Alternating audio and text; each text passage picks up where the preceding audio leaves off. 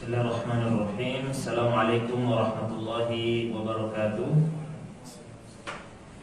Alhamdulillahirabbil alamin. Wassalatu wassalamu ala al-mab'uts rahmatan lil alamin, nabiyina Muhammad wa ala alihi wa sahbihi wa man tabi'ahum bi ihsanin ila yaumiddin. Amma ba'd. Ikhwani fid din wa akhwati fillah, rahimani wa rahimakumullah. Kita bersyukur kepada Allah Subhanahu wa taala atas limpahan karunia dan rahmatnya. Allah Subhanahu wa taala masih mengizinkan kita pada sore hari ini untuk berkumpul bersama-sama di dalam majelis yang mulia ini dalam rangka untuk mempelajari sebagian dari perkara agama yang penting untuk diketahui oleh setiap muslim dan muslimah. Saya ucapkan taqabbalallahu minna wa minkum. Mudah-mudahan tidak terlambat ya. Semoga Allah Subhanahu wa taala menerima amalan ibadah kita semua, dari puasa kita, salat kita, sedekah kita, dan berbagai amalan ibadah lainnya kita di bulan Ramadan yang baru saja berlalu. Pada sore hari ini kita akan melanjutkan kembali pelajaran kita membahas kitab Manhajus Salikin karya Syekh Abdul Rahman ibn Nasir As-Sa'di rahimahullahu taala, dan kita telah memasuki pembahasan tentang Kitabul Janaiz ya. Pembahasan mengenai hukum-hukum seputar jenazah. Dan Kitabul Janaiz ini digabungkan pembahasannya dengan kitab salat. Kitab salat. Makanya kita berjudul Fikih Salat Jenazah. Meskipun demikian, sebenarnya hukum-hukum yang berkaitan dengan jenazah tidak hanya berkisar pada pembahasan salat saja, karena ada salat, yaitu salat jenazah. Ada pula tentang pembahasan mengenai waris, nanti dibahas juga di sana, tapi bukan itu yang akan kita bahas, nanti akan datang pembahasannya. Demikian pula tentang wasiat ya, disyariatkan bagi seseorang sebelum dia meninggal dunia untuk meninggalkan wasiat bagi orang-orang yang akan ditinggalkannya.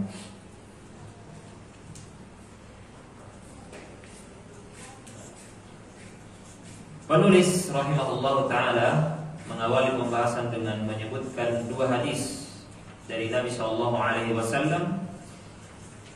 Qala Nabi SAW, Nabi SAW mengatakan, laqinu mautakum la ilaha illallah.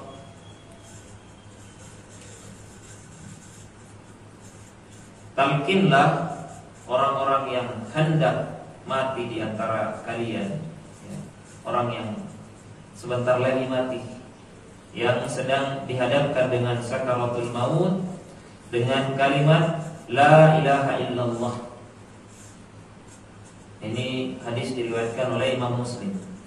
Jadi kita diperintahkan bagi orang yang menyaksikan seorang yang sebentar lagi akan wafat, karena kalau orang hendak mati itu kan biasanya ada tanda-tandanya ya. Walaupun saya sendiri tidak pernah hadir di samping orang yang akan mati, jadi saya tidak tahu seperti apa. Tapi biasanya bisa diketahui bahwasanya ini sepertinya sebentar lagi akan wafat, akan dicabut ruh dari dirinya, entah mulai dingin atau seperti apa ya. Kata bapak saya pernah dulu pas kakek saya, tapi kan saya masih kecil, jadi saya nggak tahu seperti apa. Saya nggak tahu suasana yang terjadi di samping orang yang akan sakaratul maut ya. Tapi itu ada tanda-tandanya. Tatkala kita sudah menjumpai tanda-tanda tersebut, Nabi SAW memerintahkan untuk orang-orang yang berada di sekitarnya untuk mentalkin. Talkin itu adalah menuntun ya, menuntun ya, orang yang hendak mati tersebut di akhir hayatnya agar mengucapkan la ilaha illallah, la ilaha illallah. Agar kalimat terakhir yang dia ucapkan adalah kalimat la ilaha illallah. Karena Nabi SAW bersabda, man kana akhiru kalamihi la ilaha illallah dakhala al-jannah.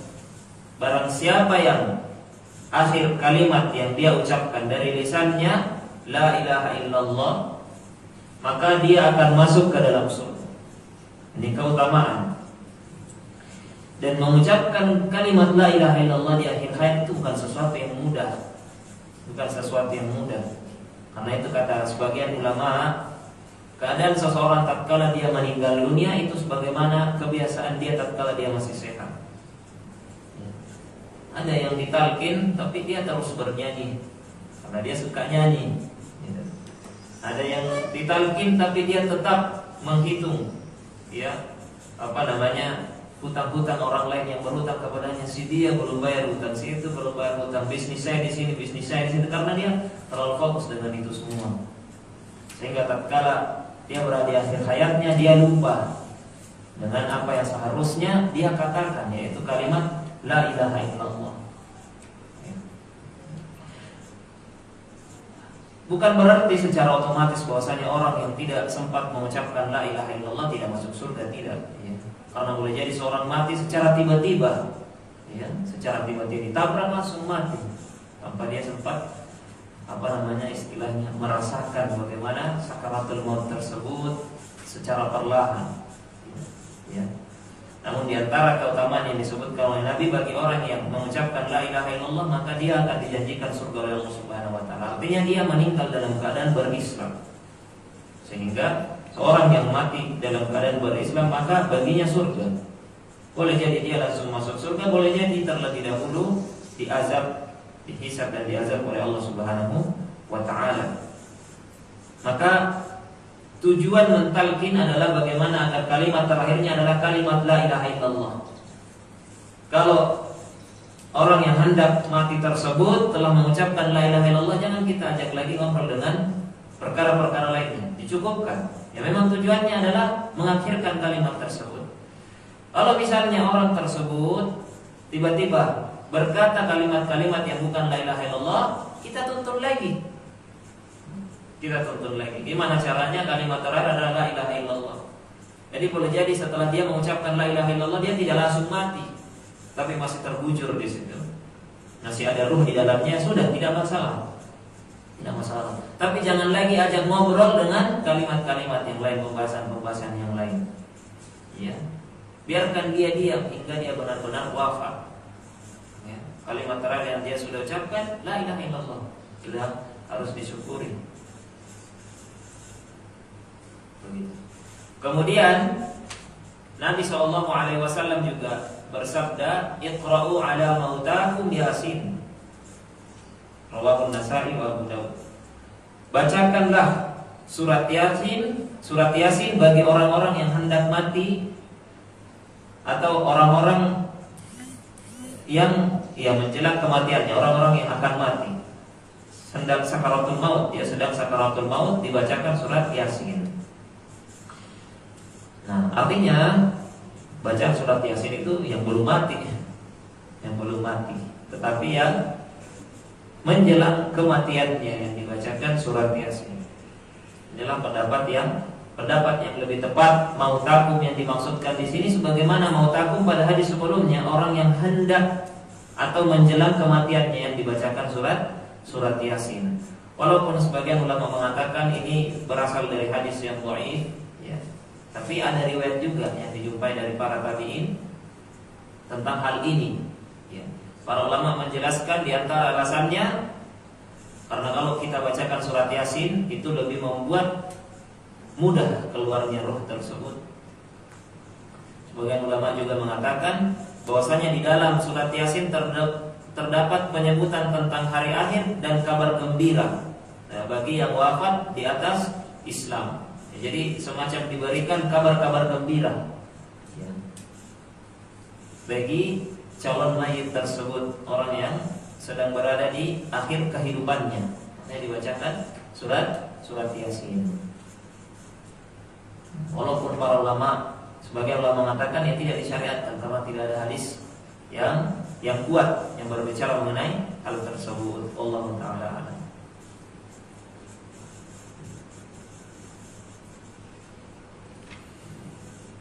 Kemudian penulis mengatakan wa tajhizil mayyiti bi ghaslihi, wa takfinihi wassalati alaihi wa hamlihi wa dafnihi fardu kifayah.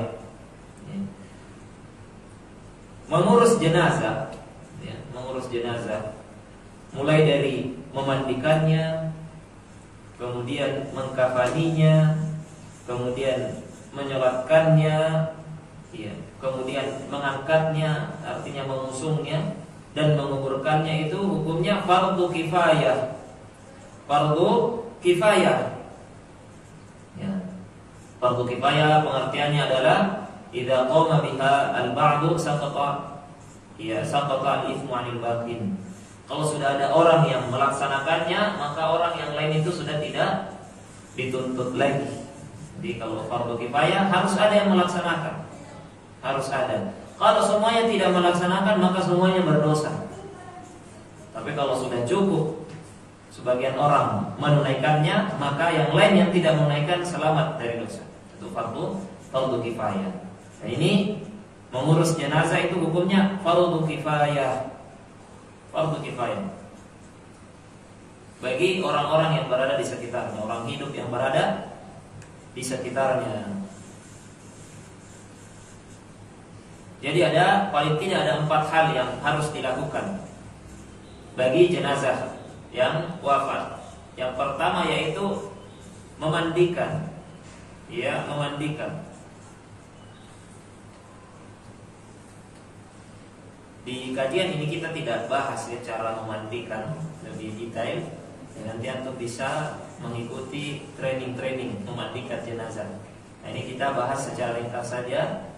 Di kitab yang kita jadikan panduan pun tidak dijelaskan lebih detail bagaimana cara memandikan, cara mengkafani.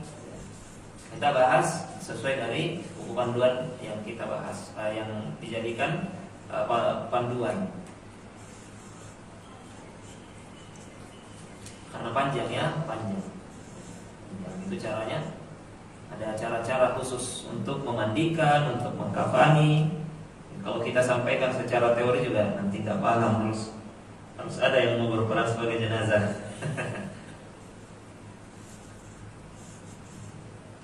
Tapi yang pertama memandikan. Jadi jenazah itu harus dimandikan. Boleh langsung dipendam, tidak boleh. Yang harus dimandikan terlebih dahulu dengan aturan-aturan yang telah dibakukan di dalam syariat kita. Dimandikan. Adapun jenazah yang wafat karena syahid dalam peperangan, maka dia tidak dimandikan. Dibiarkan darahnya tersebut karena dia akan dibangkitkan dalam keadaan yang mulia sebagai seorang mujahid. Tidak dimandikan, tidak dikafani pula.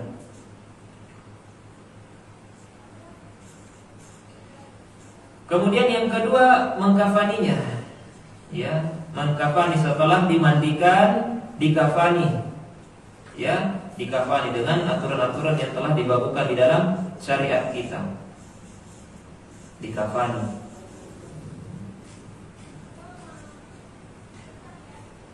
Kemudian yang ketiga, setelah dikafani, disolatkan. Disolatkan dulu. Dikafani baru disolatkan. Disolatkan.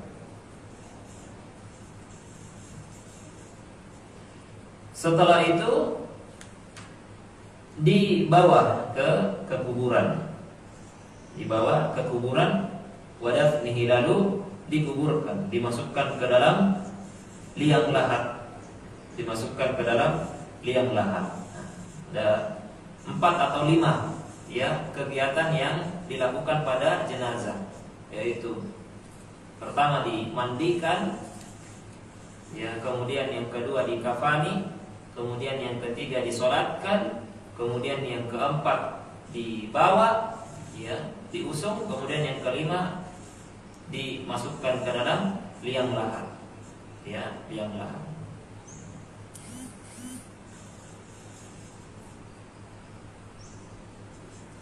Adapun sholat ghaib, sholat ghaib itu kan dilakukan untuk mensolatkan jenazah dari jauh. Mensolatkan jenazah dari jauh. Ini ada banyak perkataan para ulama tentang hukum sholat ghaib, tetapi ya, pendapat yang banyak dikuatkan oleh para ulama di zaman ini bahwasanya sholat ghaib itu dilakukan bagi jenazah yang tidak disolatkan di tempat dia wafat. Ya.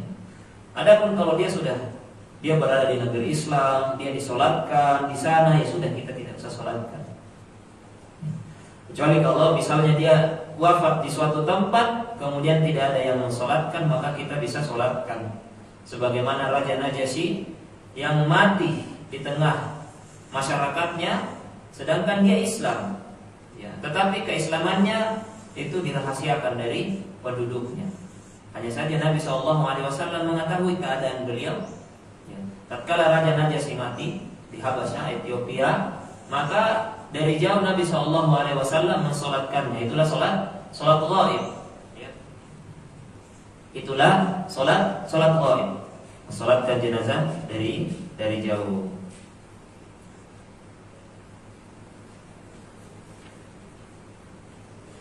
Wa qala Nabi sallallahu alaihi wasallam asri'u bil janazati fa in taku salihatan fa khairun tuqaddimunaha alaihi wa in kanat ghairu dhalika fa syarrun tad'unahu an riqabikum. Nabi sallallahu alaihi wasallam bersabda, segerakanlah pengurusan jenazah, karena jika jenazah itu orang saleh, maka kebaikan yang kalian berikan kepadanya, ya, kalau segera. Ya. Kalau memang orang soleh berarti sudah disiapkan nikmat kubur. Makanya kita segerakan supaya dia segera merasakan kenikmatan tersebut. Ya. Dan alasan lainnya ya supaya tidak keburu berubah keadaannya. Kalau kita biarkan jenazah tersebut tidak kita urus dan kita tidak makamkan segera, maka bisa bau, ya kan? Namanya makhluk hidup yang sudah tidak memiliki ruh, maka lama kelamaan dia akan ya mengeluarkan aroma yang tidak baik.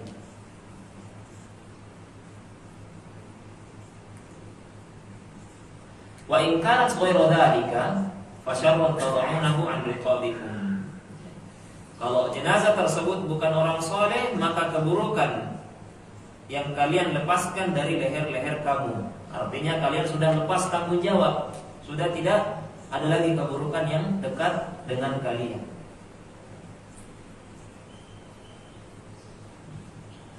Ya, jadi hukum asalnya kalau ada orang meninggal segera diurus. Kalau tidak ada kebutuhan yang mendesak, maka jangan ditunda-tunda. Kebanyakan mungkin orang karena ada alasan-alasan tertentu ditunda. Kecuali kalau memang ada kerabat yang memang sangat diperlukan kehadirannya, ya tidak masalah. Yang penting tidak lama gitu. Misalnya mungkin kerabat yang masih dekat, ya, tinggal tunggu beberapa jam lagi. Tapi kalau misalnya kerabatnya tinggal di Afrika sana, harus ditunggu. Ini kan mungkin bisa jadi berhari-hari. Nah, ini sebaiknya tidak perlu ditunggu. Ya kalau misalnya tidak sempat mensolatkan, khawatir tidak mensolatkan di kuburan itu masih bisa. Mensolatkan jenazah di kuburan itu boleh hukumnya. Dikecualikan dari larangan solat di kuburan, yaitu solat jenazah, karena dia tidak memiliki ruku dan sujud, hanya berdiri. Ya. Jadi hukum asalnya disegerakan. Tetapi jangan juga terlalu segera, ya. Terutama kalau dia mati tiba-tiba, ya. Ternyata belum mati sebenarnya. Ya mungkin terjadi hal-hal tertentu yang mirip mati, padahal dia bukan mati. Kan ada yang seperti itu. Nah, orang-orang sebut mati suri, ya itu belum mati. Ya mungkin ada indikasi-indikasi medis yang membuat detak jantungnya itu sudah tidak berbunyi misalnya, padahal belum mati. Ya. Kalau misalnya tiba-tiba, ya patut dicurigai ini sebenarnya mati apa enggak, coba ditunggu dulu. Gitu. Kecuali kalau memang dia sudah sejak beberapa hari dia sudah berada di rumah sakit, memang dia mengidap penyakit tertentu sedang dirawat, atau memang usianya yang sudah sangat tua, ya maka ya memang mungkin sudah waktunya. Karena ada kejadian, ya, Karena ada kejadian yang diceritakan oleh para ulama, ada seseorang yang tiba-tiba mati, kemudian diurus jenazahnya. Tapi ini kisah dari kalangan Syiah, Cuman mungkin ini kisah yang benar, Dimandikan, ya, dikafani, diusung, kemudian dikuburkan. Untungnya kuburan dia itu bukan kuburan yang dimasukkan ke dalam liang lahat kemudian ditutupi dengan tanah, ya. Tetapi dimasukkan dalam suatu tempat ditutupi dengan batu. Ya. Kemudian tidak berselang lama kemudian bergerak batunya tersebut. Kemudian tukang gali kuburnya segera membuka batunya, lalu membuka kain kafannya, ternyata orangnya masih hidup, bergerak orangnya. Jadi ya perlu juga ditimbang ini benar sudah mati atau belum. Jangan sekadar di situ kayaknya terbaring, tidak bisa dibangunkan, kemudian dianggap mati, bisa jadi pingsan sehingga detak jantungnya sudah tidak berbunyi misalnya, seterusnya bisa jadi. Nabi SAW bersabda, nafsul mu'mini mu'allaqah, terkatung-katung, tergantung, ya, digantung karena hutangnya hingga ia melunasinya. Jadi sebelum wafat hendaknya hutang-hutang itu dilunasi. Jangan sampai menimpa kita hal seperti ini yang dikhawatirkan oleh Nabi SAW. Kalaupun terlanjur wafat, maka hendaknya tetap dilunasi hutangnya dari harta yang dia tinggalkan. Terlebih dahulu dilunasi hutangnya sebelum dibagikan ke ahli waris, ya. Jadi uang yang ditinggalkan oleh mayit tersebut digunakan pertama untuk mengurus jenazahnya, kedua untuk membayar hutang-hutangnya, kemudian setelah itu menjadi warisan yang dibagi-bagikan kepada ahli warisnya. Dibayarkan terlebih dahulu hutang-hutangnya. Atau para ulama, hutang di sini bisa jadi hutang kepada orang, ya seperti mungkin ya hutang dalam pengertian hutang yang kita kenal, atau mungkin hibah dan seterusnya. Bisa jadi juga hutang kepada Allah Subhanahu wa taala. Dia punya nadar, ya, punya puasa nadar, haji nadar, tapi dia tidak sempat tunaikan. Ya, maka ini bisa ditunaikan oleh walinya.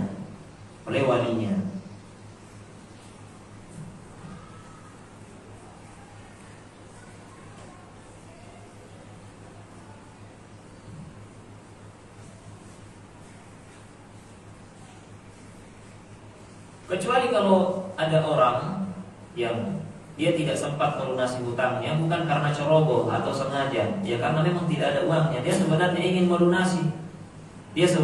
melunasi, tetapi qadarullah sampai akhir hayatnya dia tidak sempat melunasinya, maka ya ini akan dilunasi oleh Allah Subhanahu wa taala. Yang menjadi masalah itu adalah ketika seseorang berhutang tetapi dia tidak ada itikat baik untuk melunasi. Dia pokoknya hutang saja, tidak apa-apa, nanti juga mati, saya sudah tidak bisa ditagih. Ini tidak, inilah yang tergantung jiwanya. Dan kalau orang yang berusaha untuk melunasi, punya itikat baik, ketika nanti ada uang, saya langsung akan melunasinya, qadarullah ternyata wafat, maka ini akan dilunasi oleh Allah Subhanahu wa taala. Berdasarkan sabda Nabi SAW, man akhadha amwalan nasi yuridu ada'aha adallahu anhu.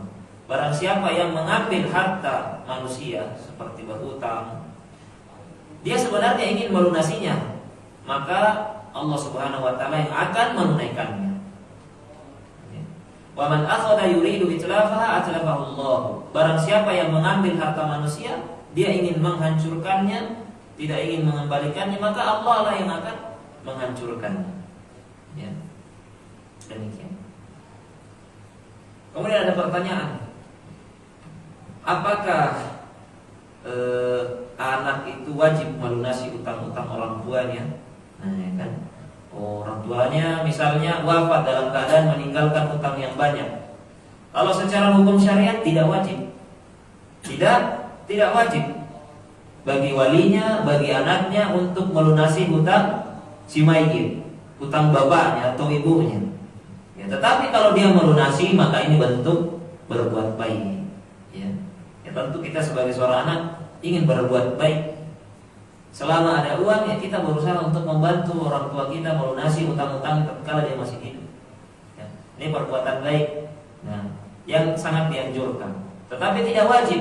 Artinya kalau kita tidak punya uang atau kita punya uang tapi tidak ingin melunasi ya sebenarnya tidak berdosa. Ya, sebenarnya tidak, karena tidak wajib. Hanya saja dianjurkan dengan sangat bagi wali, bagi anak untuk membantu melunasi hutang orang tuanya, ya, yang ditinggal mati oleh orang tuanya. Nah, kemudian di kelanjutan perkataan Syekh rahimahullah taala, wal wajibu fil karni saubun yasturu jami'ahu siwa rasil muhrimi wa wajhil muhrimati. Dan yang wajib ketika mengkafani ya, adalah minimal dia menutupi seluruh tubuhnya. Jadi kafan itu harus menutupi seluruh tubuhnya, walaupun pada akhirnya cuma dapat satu lapis. Intinya ya, prinsipnya itu minimal menutupi seluruh tubuhnya. Kecuali orang yang mati dalam keadaan ihram, sedang berhaji ya, belum tahallul ya. Dia mati, maka dibiarkan kepalanya tidak usah tertutup, karena nanti dia akan dibangkitkan dalam keadaan bertalbiyah. Tentu ini keadaan yang mulia ya, keadaan yang mulia. Wa wajhil muhrimah, demikian pula perempuan yang sedang ihram, sedang haji misalnya, atau sedang umrah ya, kemudian dia wafat, maka wajahnya tidak perlu ditutupi ya, wajahnya tidak perlu ditutupi. Sebagaimana tatkala dia ihram itu cadar dilepas gitu. Nah, kemudian penulis mulai membahas secara ringkas tentang sifat sholat jenazah ya. Sifat sholat jenazah ya. Jadi sholat jenazah itu juga dilakukan secara berjamaah ya, secara berjamaah ya, kecuali kalau tidak ada jamaah ya sudah sendirian saja. Nah, maka imam ya yang mensolatkan jenazah tersebut, yang bertindak sebagai imam, posisinya ketika jenazahnya laki-laki di mana? Di kepala ya. Kalau perempuan, jenazahnya perempuan di bagian tengah ya, di perut tidak ada atau sekitar itu, pokoknya di bagian tengah jenazah tersebut ya.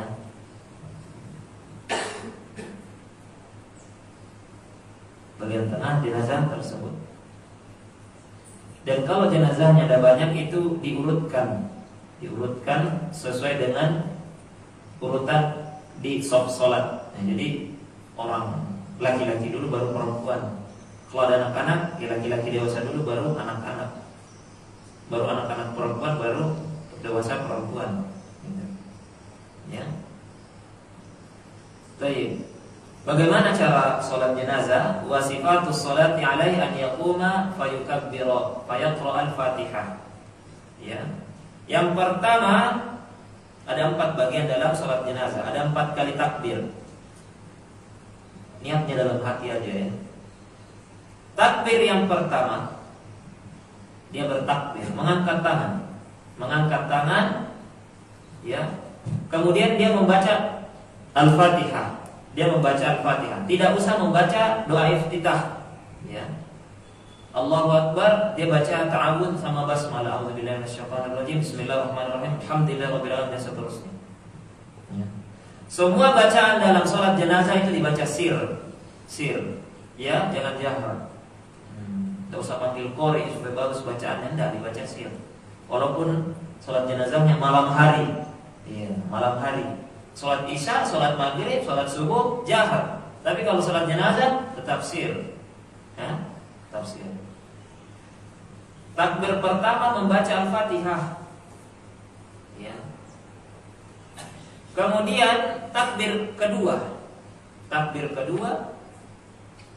wa yusalli ala Nabi SAW. dia membaca sholawat atas Nabi SAW, seperti sholawat ketika kita tasyahud. Tasyahud, Allahumma sholli ala Muhammad wa ala ali Muhammad, kama shallaita ala Ibrahim wa ala ali Ibrahim, dan seterusnya. Ya, ketika kita tasyahud. Itu yang kedua. Kemudian summa yukabbiru wa yad'u lil mayyit. Kemudian dia bertakbir yang ketiga. Isinya setelah takbir yang ketiga, diangkat tangannya, setelah itu berdoa untuk mayit. Ya. Di buku ini Syekh menyebutkan beberapa doa yang bisa kita baca. Ya. Tapi minimal intinya doa untuk mayit. Yang kita hafal pendek tidak apa-apa. Allahumma ighfir lahu warhamhu wa'afi wa'fu anhu. Udah, misalnya itu saja yang kita hafal, ya tidak menghafal. Jadi buku ini penulis menyebutkan beberapa doa. Di antaranya yang pertama, Allahumma ighfir li hayyina wa mayyitina wa syahidina wa ghaibina wa saghirina wa kabirina wa dzakarina wa unthana. Ya Allah, ampunilah orang-orang yang masih hidup di antara kami dan orang-orang yang telah mati di antara kami, yang masih kecil, ya, maupun yang sudah tua, yang hadir maupun yang tidak hadir, ya, yang kecil maupun yang sudah tua, yang laki-laki maupun wanita. Allahumma man ahyaitahu minna fa ahyihi 'alal Islam. Ya Allah, siapa saja di antara kami yang masih hidup, maka hidupkanlah di atas Islam. Wa man tawaffaitahu minna fatawaffahu 'alal iman. Siapa saja di antara kami yang wafat, maka wafatkanlah di atas iman. Bisa juga membaca Allahumma ighfir lahu warhamhu wa'afihi wa'fu anhu. Ya Allah, ampunilah dia, rahmatilah ia, si jenazah tersebut, berikanlah afiat, keselamatan untuknya, maafkanlah dia, muliakanlah tempatnya. Wa wassi' madkhalahu. Ya, luaskanlah tempat masuknya. Waghsilhu bil ma'i wasalji wal barad. Mandikanlah ia dengan air, dengan salju dan air dingin, air es. Wa naqqihi minad dunubi kama naqqaita thawbal abyadhu minad danas. Bersihkanlah dia dari dosa-dosanya sebagaimana pakaian putih yang dibersihkan dari kotoran. Allahumma la tahrimna ajrahu wa la taftinna ba'dahu waghfir lana wa lahu. Ya Allah, jangan halangi kami dari pahalanya dan jangan timpakan cobaan kami setelahnya. Ampunilah kami dan dia. Ini doa yang disebutkan oleh Syekh di dalam bukunya ini. Kata Syekh, wa in kana shaghiran qala ba'da du'ail 'ammi. Kalau jenazahnya anak kecil, ini bisa dibaca di buku ini. Kalau jenazahnya anak-anak, maka ada tambahan doa setelah doa umum. Allahumma ij'alhu faratan liwalidayhi. Ya Allah, jadikanlah ia sebagai farat, pengantar ke surga dan tabungan amal, wa dhukhran, ya, bagi kedua orang tuanya, wa syafi'an mujaban, sebagai pemberi syafaat yang diterima. Allahumma tsaqqil bihi mawazinahuma. Ya Allah, beratkanlah dengannya timbangan kedua orang tuanya. Wa a'zim bihi ajwarihima. Besarkanlah dengannya pahala kedua orang tuanya. Waj'alhu fi kafalati Ibrahim. Sertakanlah ia bersama pendahulu kaum mukminin yang soleh. Masukkanlah ia ke dalam asuhan Nabi Ibrahim. Wa tihi bi rahmatika 'adzabal jahim. Kemudian peliharalah ia dengan rahmatmu dari azab neraka jahanam. Itu takbir yang ketiga. Doa untuk mayit. Intinya doa untuk mayit, kebaikan untuk mayit, rahmat untuk mayit, ampunan untuk mayit. Itu di takbir ketiga. Kemudian takbir yang keempat, salam. Ya. Sebagian mengatakan boleh berdoa. Boleh berdoa secara umum, boleh juga tidak. Boleh juga tidak.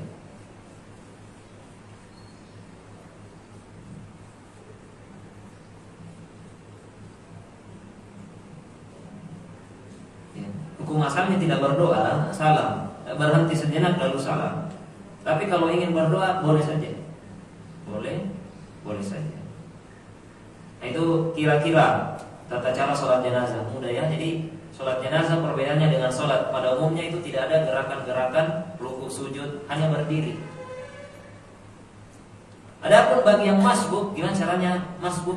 Ya sama, langsung ikuti saja. Ya, takbir imam, misalnya takbir ketiga kita baru takbir pertama. Ya, imam sudah baca doa untuk mayit, ya kita baca Al-Fatihah. Kalau dia salam, ya kita tambah takbir kita. Ya, sama seperti orang yang masbuk ketika sholat fardu. Kalau kita tidak dapat sholat, maka kita bisa sholat di kuburan.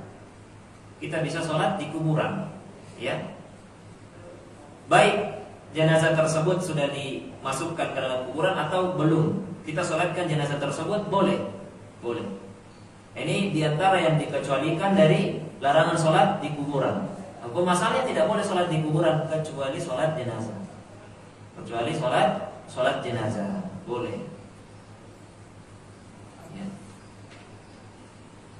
Kemudian disunnahkan juga untuk memperbanyak jamaah ketika sholat. Sekarang maghribnya cepat ya. Disunnahkan memperbanyak jamaah ketika sholat. Ya, ketika sholat. Ini telat ya, jam antum ya. Bagaimana? Oh, 1 menit saja. Disunnahkan memperbanyak jamaah yang ikut untuk sholat. Semakin banyak jamaahnya semakin afdal. Makanya kalau disolatkan di Masjidil Haram luar biasa, ya, luar biasa. Wafat di sana, disolatkan di Masjidil Haram atau di Masjid Nabawi, itu tentu banyak jamaah yang mengikuti sholat tersebut karena ada keutamaan tersendiri yang disiapkan untuk para jamaah yang ikut sholat yang dijanjikan oleh Allah Subhanahu wa Ta'ala. Ya. Karena itu Nabi SAW bersabda, "Ma min rajulin muslimin yamutu fayaqumu ala janazati 40 rajulan la yusyrikuna billahi syai'an illa syafa'ahumullahu fihi." Ya.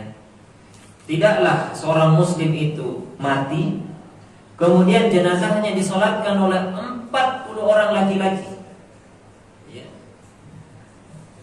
La yusyrikuna billahi syai'an, yang dimana 40 orang jamaah tersebut itu tidak menyekutukan Allah Subhanahu wa Ta'ala, kecuali Allah Subhanahu wa Ta'ala akan menerima permohonan syafaat mereka untuk si mayit. Ini ya, ini. Masya Allah ya. Biasanya kalau syekh-syekh yang wafat itu disolatkan di Masjid Nabawi, di Masjidil Haram, itu semua murid-muridnya datang, semua jamaah yang sedang berada di situ datang untuk mensolatkannya. Demikian pula para asatidzah kita biasanya kalau ada yang wafat itu berbondong-bondong untuk datang. Masya Allah, ya, Masya Allah.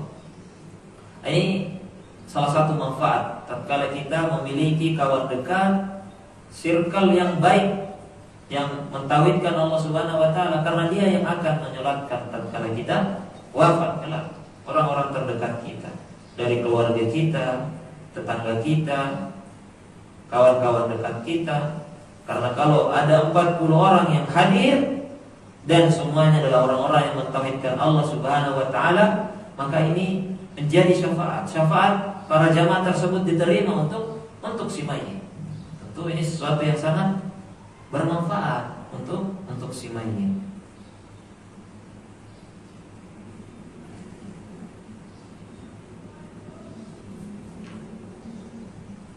Yang terakhir pada kesempatan sore hari ini yaitu hadis dari Nabi sallallahu alaihi wasallam, "Man syahidal janazata hatta yusalla 'alaiha falahu qirat." Nah, kalau hadis sebelumnya keutamaan untuk jenazah yang disolatkan banyak jamaah, sekarang hadis keutamaan bagi jamaah yang mengikuti sholat, supaya kita termotivasi. Kalau ada orang meninggal di dekat tempat kita tinggal, kita datang untuk sholat demi mendapatkan pahala yang sangat besar ini. Apa itu? Kata Nabi SAW, barang siapa yang menghadiri sholat jenazah, maka baginya pahala 1 qirat. 1 qirat. Wa man syahidaha hatta tudfana falahu qiratan. Barang siapa yang mengikuti jenazah tersebut hingga dimakamkan, artinya dia ikut berjalan menuju pemakaman untuk menyaksikan pemakaman tersebut, walaupun bukan dia yang memasukkan ke dalam liang lahat, maka baginya pahala 2 qiraat. 1 qiraat untuk sholat, 1 qiraat untuk mengikuti dimakamkan. Qila wa mal qiratan, ditanyakan kepada Nabi SAW, apa itu 2 qiraat wahai Nabi? Kata Nabi SAW, mislul jabalainil azimain, seperti 2 gunung yang besar. Luar biasa. Antum sholat mengikuti hingga dimakamkan, antum dapat pahala sebesar pasangan gunung Merapi dan gunung Merbabu. Siapa tidak mau? Siapa tidak mau? Harus berusaha keras untuk mendapatkan pahala sebesar itu. Tapi ini bisa didapatkan tatkala seorang itu mengikuti sholat jenazah, mengikuti hingga diwafatkan. Ya kalau nggak mengikuti hingga dimakamkan, minimal dia dapat pahala 1 qiraat, 1 gunung besar. Yang penting dia sholat dengan ikhlas, beriman kepada Allah Subhanahu wa taala, mengharapkan pahala yang besar dari Allah Subhanahu wa taala. Dan pahala qiraat ini berbanding lurus dengan banyaknya jenazah yang diikuti mensolatkannya. Kalau ada 2 jenazah, antum bisa dapat 4 qiraat. 3 jenazah bisa dapat 6 qiraat. Semakin banyak jenazahnya, semakin banyak qiraat pahala yang didapatkan. Baik, ikhwani fiddin wa akhwati fillah rahimani wa rahimakumullah, karena waktu yang membatasi kita sudah menjelang waktu maghrib. Insyaallah untuk sisa pembahasan masih ada beberapa pembahasan terkait hukum-hukum jenazah, akan kita lanjutkan pada pertemuan berikutnya tentang larangan di kuburan, kemudian tentang sunnah-sunnah takziah, berziarah dan seterusnya akan kita selesaikan pada pertemuan yang akan datang bersama dengan pembahasan mengenai zakat. Ya, mungkin kita sudah bisa bahas kitab zakat pada pertemuan akan datang bismillah taala. Allahumma 'allimna ma yanfa'una wanfa'na bima 'allamtana wa zidna ilma. Subhanakallahumma wa bihamdika asyhadu an la ilaha illa anta astaghfiruka wa atubu ilaik. Walhamdulillahirabbil alamin. Saya kembalikan ke moderator. Baik, jazakumullah khairan katsiran pada Ustazul Fahmi yang telah memberikan ilmu yang bermanfaat bagi kita semua. Mungkin untuk kepada panitia bisa untuk mempersiapkan untuk makan karena sudah kurang 5 menit lagi akan masuki waktu maghrib. Mungkin bagi teman-teman yang berpuasa bisa untuk mempersiapkan dirinya juga untuk berbuka. Mungkin kita akhiri majelis pada sore hari ini dengan doa kafaratul masjid. Subhanakallahumma wa bihamdika asyhadu an la ilaha illa anta astaghfiruka wa atubu ilaik. Terima kasih. Wassalamualaikum warahmatullahi wabarakatuh.